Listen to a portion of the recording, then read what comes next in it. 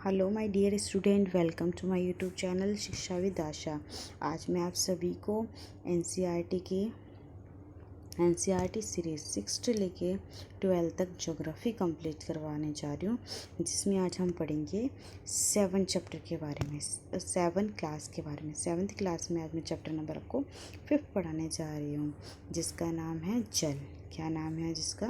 जल। तो आइए हम इसके बारे में जानते हैं कि जल के बारे में क्या इम्पोर्टेंट है, जल क्यों ज़रूरी है, बिना जल से हम क्या जीवन में रह पाएंगे, पृथ्वी पर रह पाएंगे। आइए देखते हैं जल के बारे में सोचने पर आपके मस्तिष्क में क्या चित्र बनते हैं कि पानी किस प्रकार का होता है, ब्लू क्यों होते हैं। काफ़ी क्वेश्चन उठते हैं। जल प्रताप, वर्षा का रिमझिम, अपने जल के बारे में, अपने नल के जल के बारे में सोचने लगते हैं। बच्चे वर्षों से भरे गड्ढे में कागज़ की नाव तैरकर बहुत खुश होते हैं। दोपहर तक गड्ढे में जमा जल गायब हो जाता है। क्या आपने कभी सोचा है, यदि आसमान से आया हुआ पानी गड्ढे में जमा होता है तो वो कहाँ जाता है? वो बच्चों मिट्टी अवशोषित कर लेती है। वह जल कहाँ चला जाता है? इसका रीज़न आप भी दीजिएगा।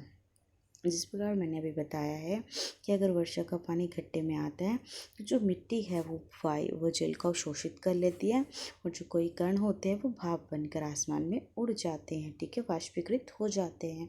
सूर्य के ताप के कारण जल वाष्पित हो जाता है। क्या हो जाता है?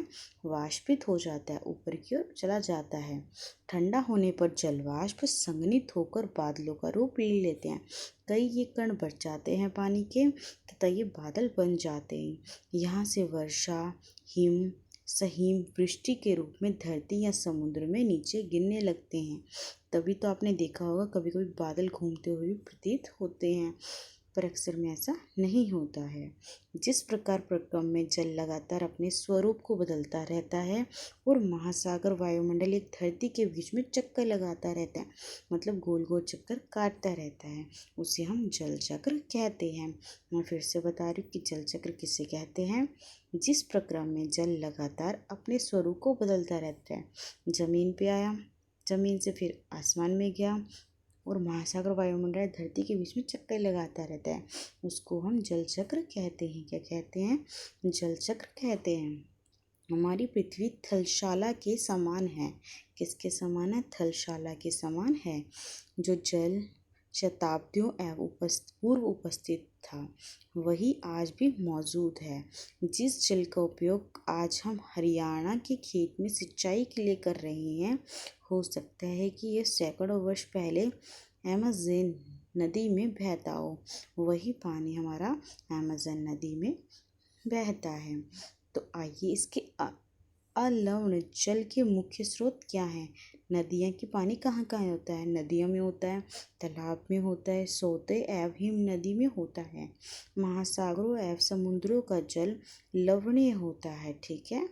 इसके अधिकांश भाग में लवणियों में कौन कौन से पाए जाते हैं? तो इसमें नमक, सोडियम क्लोराइड या खाने में उपयोग किए जाने वाले पदार्थ, खाने में उपयोग किए जाने वाला नमक इसमें पाया जाता है। तो लवणीय जल में क्या क्या उपस्थित होता है? एक क्वेश्चन आपका ये भी बन सकता है। तो इसमें नमक, सोडियम क्लोराइड या खाने में उपयोग किए जाने वाला नमक भी इसमें सम्मिलित होता है। प्यारे बच्चों, क्या आप बता सकते थलशाला क्या है? तो ये छोटे घर के पौधे रखने का एक कृत्रिम आहार कहलाता है, जहाँ पे छोटे छोटे पौधे रखे जाते हैं, उसे हम थलशाला कहते हैं। ठीक है प्यारे बच्चों, तो आइए हम इसके बारे में रीडिंग करते हैं कि थलशाला के बारे में ये चित्र बन रखा है। तो आप जिन्होंने थलशाला नहीं देखी वो देख लीजिए, ये थलशाला होती है। तो आइए इसके बारे में पढ़ते हैं। एक बड़े जार के 1/4 भाग में मिट्टी भरकर उस अच्छी तरह दबा दें, ठीक है। इसके ऊपर ह्यूमस की पतली परत लगाएं। पहले सबसे बड़े पौधे लगाएं, तदुपरांत इसके चारों ओर छोटे छोटे पौधे अवस्थित करने हैं आपको। इसके बाद इसमें जल की फुहार छिड़कते जार को बंद कर दीजिए। पत्तियों एवं मिट्टी के द्वारा वाष्पित जल संघनित होकर जल की बूंदों के रूप में नीचे गिरने लग जाता है। आइए नेक्स्ट स्लाइड की ओर चलते हैं। इसमें हमें क्या क्या दे रखा है? इसमें हमें प्रमुख समुद्र, झीलें तथा नदियों के बारे में विश्व का मानचित्र दे रखा है। तो आइए हम देखते हैं कौन सी नदी कहाँ पर है तथा ग्रेट बियर झील, तो वो उत्तरी अमेरिका में पड़ती है, तथा स्लेव झील भी उत्तरी अमेरिका में पड़ती है। और सॉल्ट लेक झील यहाँ पड़ती है, कैस्पियन सागर यहाँ पर होता है। तो ये अनेक प्रकार की झील, काला सागर यहाँ पाया जाता है, नाइजर नदी अफ्रीका में पाई जाती है, लाल सागर पाया जाता है, कैस्पियन सागर पाया जाता है। अनेक प्रकार की नदियाँ और उसके चित्र दे रखे हैं, तो आप अच्छे से इसको पढ़ेंगे।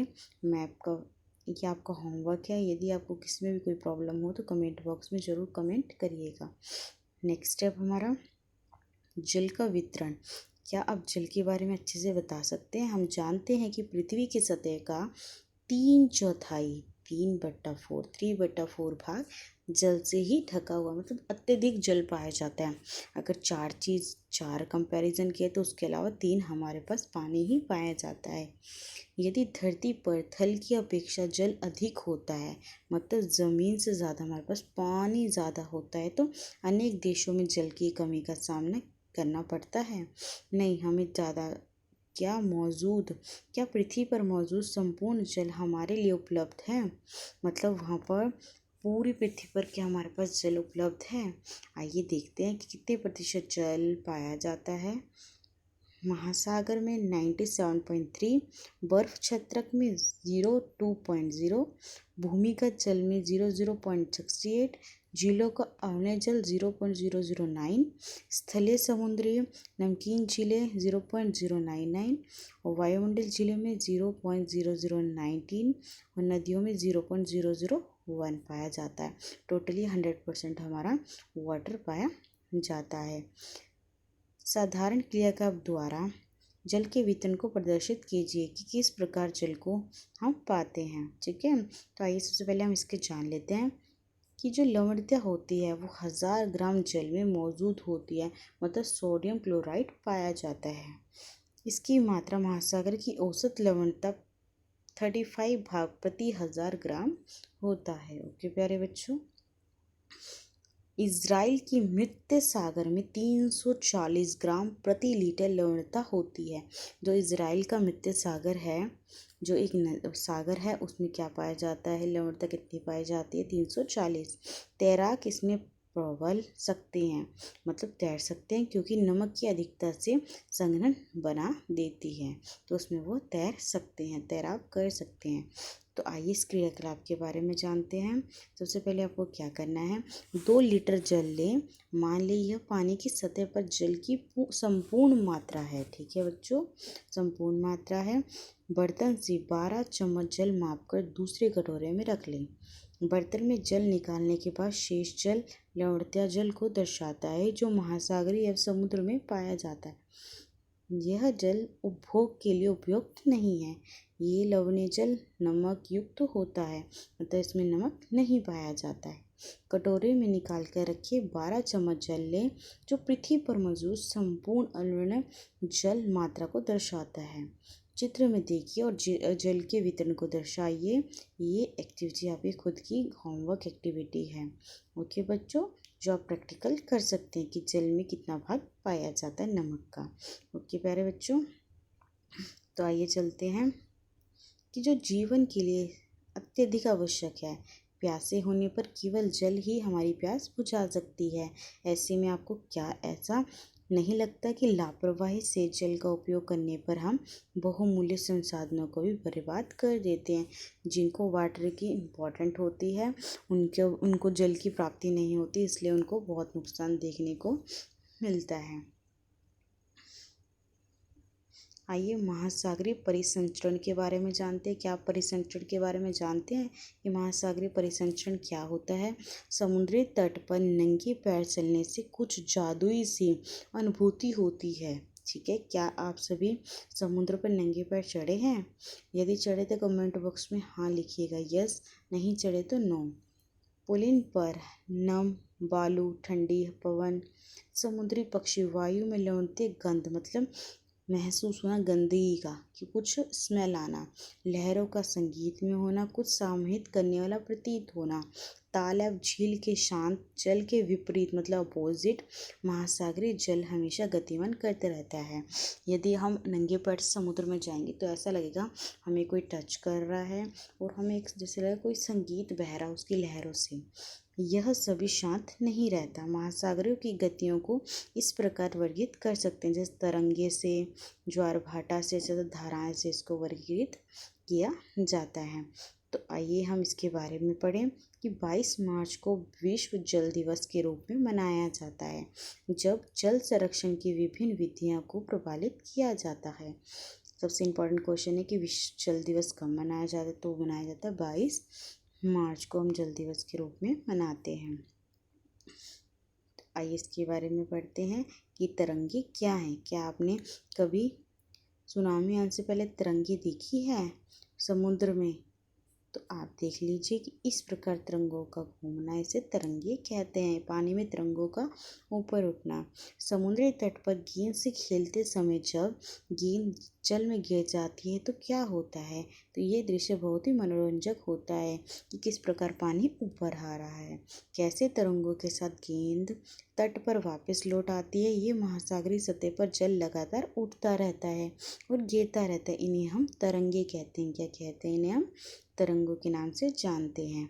जब समुद्री सतह पर पवन बहती है तब इनमें तरंगे उत्पन्न होती है। जितनी ही तेज पवन बहती है इतनी तरंगे भी उतनी ही बड़ी होती है। जितनी पवन बहेगी मतलब हवा चलेगी, उतनी ही तरंगे भी ऊपर की ओर बहती है। ठीक है प्यारे बच्चों, आइए नेक्स्ट ओर चलते हैं। सुनामी। सुनामी के बारे में तो आपने सुना ही होगा, अचानक से पानी का आना। जापानी भाषा का एक शब्द है जिसका अर्थ होता है पोताश्य तरंगे, क्योंकि सुनामी आने पर पोताश्य तरंगे नष्ट हो जाती है, मतलब एकदम से खत्म हो जाती है। आइए तूफान के बारे में कुछ पढ़ते हैं। तूफान में तेज वायु चलने पर विशाल तरंगे उत्पन्न होती है। बहुत खतरनाक तरंगे उत्पन्न होती है। जिस प्रकार मैंने अभी आपको बताया, अगर वायु तेज होगी तो तरंगे भी ऊपर की ओर उठेगी। इसके कारण से अत्यधिक विनाश हो सकता है। भूकंप, ज्वालामुखी, उद्गार, जल के नीचे भूसंकलन के कारण महासागरीय जल अत्यधिक विस्थापित हो जाता है, मतलब ज़्यादा बढ़ जाता है। इसके प्रमाण स्वरूप इसलिए 15 मीटर तक की ऊंचाई वाली विशाल ज्वारीय तरंगे उठने लगती है, जिसे हम सुनामी कहते हैं। अब तक का सबसे विशाल सुनामी 150 मीटर मापा गया है। ये तरंगे 700 किलोमीटर प्रति घंटे से की गति से चलती है। 700 किलोमीटर बहुत ज़्यादा होता है। 2004 के सुनामी से भारत के तटीय क्षेत्र में अत्यधिक विनाश हुआ है। अगर इतनी लंबी लंबी तरंगे चलेगी, इतनी ऊंची ऊंची, जिससे हमें काफ़ी नुकसान देखने को मिलेगा। सुनामी के बाद अंडमान निकोबार द्वीप समूह में इंदिरा पावर डूब गया है। इंदिरा पॉइंट है वो भी डूब गया है। तो आइए सुनामी के तांडव के बारे में और जानकारी प्राप्त करते हैं कि 26 दिसंबर 2004 को हिंद महासागर में सुनामी तरंगों तथा पोताश्य तरंगों के कारण अत्यधिक विनाश हुआ। ये तरंगे उस भूकंप का परिणाम थी जिसका अधिकेंद्र सुमात्रा की पश्चिमी सीमा पर था। इस भूकंप की तीव्रता रिक्टर पैमाने पर 9.0 मापी गई। भारतीय प्लेट बर्मा प्लेट के नीचे धंस गई और समुद्री तल में अकस्मात गति उत्पन्न होने लगी। इसमें बहुत तेज गति उत्पन्न होने लगी थी। इस कारण से भूकंप आया। महासागरीय जल लगभग 10 से 20 मीटर तक विस्थापित हो गया और नीचे की ओर झुक गया। इस विस्थापन के कारण नियमित अंतराल में थोड़े से अंतराल में भरने के लिए विशाल मात्रा में महासागरीय जल उसी ओर बहने लगा। फलस्वरूप दक्षिणी पूर्व एशिया के समुद्री तटों से जल हटने लगा। भारतीय प्लेटों के बर्मा के प्लेटों के नीचे चले जाने पर जल वापस समुद्री तट की ओर लौटा। यह सुनामी लगभग 800 किलोमीटर की गति से आई थी। ठीक है, और इसके तुलना में व्यावसायिक वायुयान की गति से की जा सकती है, जो उसकी वायु जो हमारे जहाज उड़ते हैं उससे की जा सकती है। इसके प्रमाणस्वरूप हिंद महासागर के कुछ द्वीप पूर्णतः डूब गए हैं। भारतीय सीमा पर दूर दक्षिणी बिंदु इंदिरा पावर पॉइंट जो अंडमान निकोबार द्वीप समूह है वो भी इसमें डूब गया है। तो आइए इसके बारे में और जानकारी प्राप्त करते हैं। जिस प्रकार इसमें बताया गया है कि इसमें स्थित पूरी तरह से डूब गया। जब सुमात्रा में भूकंप के अतिकेंद्र से तरंगे सुमात्रा की तरफ अंडमान द्वीप समूह में एक श्रीलंका की ओर बढ़ी तो तरंगों की लंबाई कम हो गई। जल की गहराई भी कम होने से साथ साथ उनकी गति भी 700 से 900 किलोमीटर हो गई। घंटे से 70 किलोमीटर घंटे तक कम हो गई। समुद्री तट से सुनामी तरंगे 3 किलोमीटर तक की गहराई तक गई, जिसके फलस्वरूप 10,000 से भी अधिक लोगों की मृत्यु हो गई और 1 लाख से अधिक घर प्रभावित हो गए। मतलब इनको काफ़ी नुकसान देखने को मिला। भारत में आंध्र प्रदेश के तटीय प्रदेश, तमिलनाडु, केरला, पांडुचेरी तथा अंडमान निकोबार द्वीप समूह सर्वाधिक प्रभावित हुए।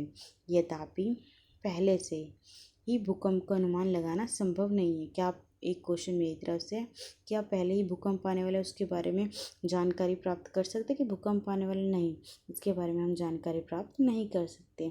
बट हम किस प्रकार भूकंप से अपने आप को बचा सकते हैं तो वो जानकारी हम प्राप्त कर सकते हैं। फिर भी बड़ी सुनामी के संकेत 3 घंटे पहले मिल सकते हैं। प्रशांत महासागर में प्राथमिक चेतावनी की ऐसी प्रणाली क्रियाशील है, लेकिन हिंद महासागर में ये सुविधाएं नहीं है। यदि प्रशांत महासागर में कोई भी सुनामी आने वाली तो उसके बारे में पहले ही पता कर सकते हैं, ठीक है। पर हिंद महासागर में ऐसा नहीं होता। प्रशांत महासागर की तुलना में हिंद महासागर में सुनामी कभी कभी आती है, क्योंकि ये भूकंपीय क्रियाएं बहुत कम होती है, ठीक है प्यारे बच्चों। दिसंबर 2004 में इस सुनामी के दक्षिण एवं दक्षिणी पूर्वी एशिया के तटों पर तबाही मच गई। पिछले कई 100 वर्ष तक सर्वाधिक विनाशकारी सुनामी थी। अत्यधिक विनाशकारी सुनामी है, जिसके फलस्वरूप हिंद महासागर में निरीक्षण, आरंभिक चेतावनी की प्रणाली एवं हिंद महासागर के तटीय निवास में जागरूकता अवेयरनेस फैलाई गई की कमी के कारण जीवन संपत्ति की अत्यधिक क्षति हुई। कई लोगों की लाइफ गई, संपत्ति कई लोगों की प्रॉपर्टी की भी ध्वस्त हो गई। सुनामी आने का प्रथम संकेत होता है कि तटीय क्षेत्र में जल में तेजी से कमी आती है और फिर विनाशकारी तरंगे उठने लगती है। मतलब अचानक से पानी कम होता है फिर एकदम से ऊपर की ओर उठने लगता है। जब तट पर ऐसा हुआ तो लोग ऊंचे स्थान पर न जाकर उसे अचंभे को देखने के लिए तट की इकट्ठे हो गए। इसके फलस्वरूप जब सुनामी की विशाल तरंगे आई तो बड़ी संख्या में उत्सुक बड़े दर्शकों की मृत्यु हो गई। क्या आप जानते हैं सबसे इम्पोर्टेंट क्वेश्चन है इस चैप्टर का कि ज्वार भाटा क्या होता है। दिन में 2 बार नियमित से महासागरीय जल का ऊपर उठना, ठीक है, और गिरना, उसे ज्वार भाटा कहते हैं। जब सर्वाधिक ऊंचाई तक उठकर जल तट के बड़े हिस्सों को डुबो देता है तब हम उसे ज्वार कहते हैं। जब जल अपने नियमित स्तर तक आ जाता है एवं तट से पीछे चला जाता है तो उसे हम भाटा कहते हैं, ठीक है प्यारे बच्चों। तो आइए नेक्स्ट और चलते हैं कि सूर्य चंद्रमा की शक्तिशाली गुरुत्वाकर्षण बल के कारण पृथ्वी की सतह पर ज्वार भाटा आते रहते हैं। गुरुत्वाकर्षण होता है उसमें ऊर्जा तथा अट्रैक्शन का होना, पावर का होना। पृथ्वी का जल चंद्रमा के निकट होता है, ठीक है। उस समय चंद्रमा के गुरुत्वाकर्षण बल से जल अभिकर्षित होता है। इसके कारण उच्च ज्वार आते हैं, मतलब काफ़ी ज्वार देखने को मिलते हैं। पूर्णिमा और अमावस्या के दिनों में सूर्य, चंद्रमा, पृथ्वी तीनों एक सिध में होते हैं और इस समय सबसे ऊंचे ज्वार उठते हैं। इस ज्वार को हम वहित ज्वार कहते हैं, ठीक है। लेकिन जब चंद्रमा अपने प्रथम एवं अंतिम चतुर्थांश में होता है तो पृथ्वी एक सूर्य गुरुत्वाकर्षण बल विपरीत दिशा में लगाता है, अपोजिट दिशा में इसका बल लगता है, जल पर पड़ता है। इसके प्रमाण स्वरूप ज्वार भाटा आता है। अनेक ज्वार भाटा देखने को मिलते हैं। ऐसे ज्वार को लघु ज्वार भाटा कहते हैं, बहुत बड़े ज्वार भाटा कहते हैं। उच्च ज्वार नौसैलन में सहायक होता है। ये जल स्तर को तट की ऊंचाई तक पहुंचाते हैं। ये जहाज को बंदरगाह तक पहुंचने में सहायक होते हैं। उच्च ज्वार मछली पकड़ने में भी मदद करते हैं। उच्च ज्वार के दौरान अनेक मछलियां तट पर निकट आ जाती है। इसके फलस्वरूप मछुआरे बिना कठिनाई की मछलियों को पकड़ लेते हैं। कुछ स्थानों पर ज्वार भाटा से होने वाले जल के उतार चढ़ाव का उपयोग विद्युत उत्पन्न करने के लिए भी किया जाता है, बिजली का उपयोग करने में भी किया जाता है। ये आपको क्रियाकलाप घर पे करना है कि एक बाल्टी को जल के पानी से 3/4 तक भर दें। बाल्टी के एक ओर निमज्जन छड़ लगा दें। छड़ का उपयोग करना है। गर्म का दूसरी ओर फ्रिज से निकली हुई बर्फ डालनी है। एक बूंद लाल स्याही डालकर संवहनीय की प्रक्रिया के द्वारा धारा के मार्ग को निरीक्षण करना है, उसकी जांच करनी है। ठीक है प्यारे बच्चों, ये आप घर पे करके देखिएगा। अब पढ़ेंगे महासागरीय धाराएं के बारे में कि महासागरीय धाराएं क्या होती है। महासागरीय धाराएं निश्चित दिशा में महासागरीय सतह पर नियमित रूप से बहने वाली जल की धाराएं होती हैं। जो महासागरीय पर बहती है उसे जल की धाराएं कहते हैं। महासागरीय धाराएं गर्म भी होती है और ठंडी भी हो सकती है। गर्म महासागरीय धाराएं भूमध्य रेखा के निकट उत्पन्न होती है। यदि आपसे पूछा जाए जो गर्म महासागरीय धाराएं वो कहाँ पर उत्पन्न होती है, तो वह होती है भूमध्य रेखा पर। ठीक है, एवं ध्रुवों की ओर प्रभावित होती है और ध्रुवों की ओर जाती है। जो ठंडी धाराएं हैं वो ध्रुवों का उच्च अक्षांश से उष्णकटिबंधीय या निम्न अक्षांशों की ओर बहती है और लैब्राडोर और महासागरीय धाराएं शीत जल धाराएं होती है, जबकि गल्फ स्ट्रीम जल धाराएं हैं। यदि आपसे पूछा जाता है कि जो गल्फ स्ट्रीम है वो ठंडी जल धाराएं या गर्म, तो वह गर्म जल धाराएं हैं। काफ़ी बार ये क्वेश्चन में आया है, एसएससी के, सीडीएस के तथा स्कूल एग्जाम में भी काफ़ी बार पूछा गया है। महासागरीय धाराएं किसी क्षेत्र के तापमान को प्रभावित करती है। ठीक है, यदि महासागरीय धाराएं आती तो वहाँ का टेम्परेचर, वहाँ का दाब क्या है, तो उस पर काफ़ी निर्भर करती है। गर्म धाराएं स्थलीय सतह पर तापमान गर्म हो जाता है। जिस स्थान पर गर्म शीत जलधाराएं चलती है वह स्थान विश्व भर में सर्वोत्तम मत्स्य क्षेत्र माना जाता है। जापान के आसपास है, उत्तरी अमेरिका के पूर्वी तट पर इससे कुछ उदाहरण देखने को मिलते हैं। ठीक है मेरे बच्चों, जब गर्म एवं ठंडी जलधाराएं चलती है तो वहाँ पे क्या होता है, तो वहाँ पे कोहरे वाला मौसम बनता है। अगर आपको पता हो कि कोहरा किस प्रकार बनता है, जब ठंडी जलधाराएं चलती है तो हम कोहरों का सामना करना पड़ता है। इसके फलस्वरूप नौ संचालन में बाधा उत्पन्न होती है।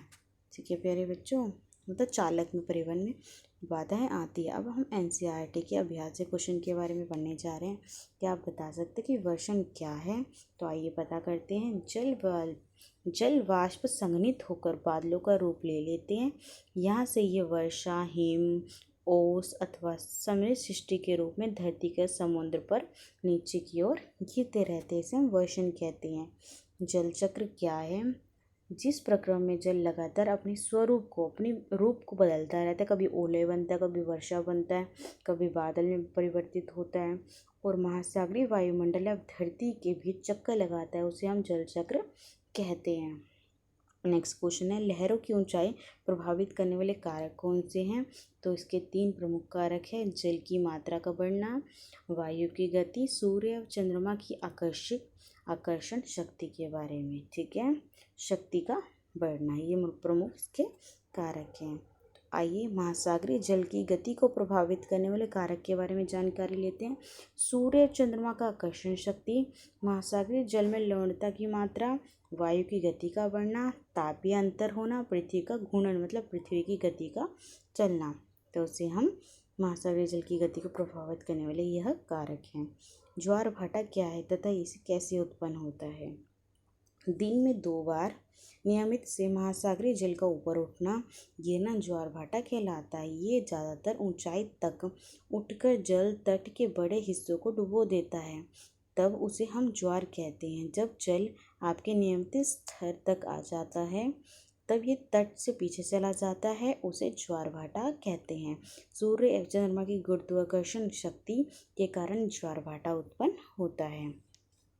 नेक्स्ट क्वेश्चन है हमारा कि महासागरीय धाराएं क्या है। तो महासागरीय धाराएं निश्चित दिशा में मतलब एक ही दिशा में महासागरीय स्तर पर नियमित रूप से बहने वाली धाराएं को महासागरीय धाराएं कहते हैं। महासागरीय धाराएं गर्म या ठंडी दोनों हो सकती हैं।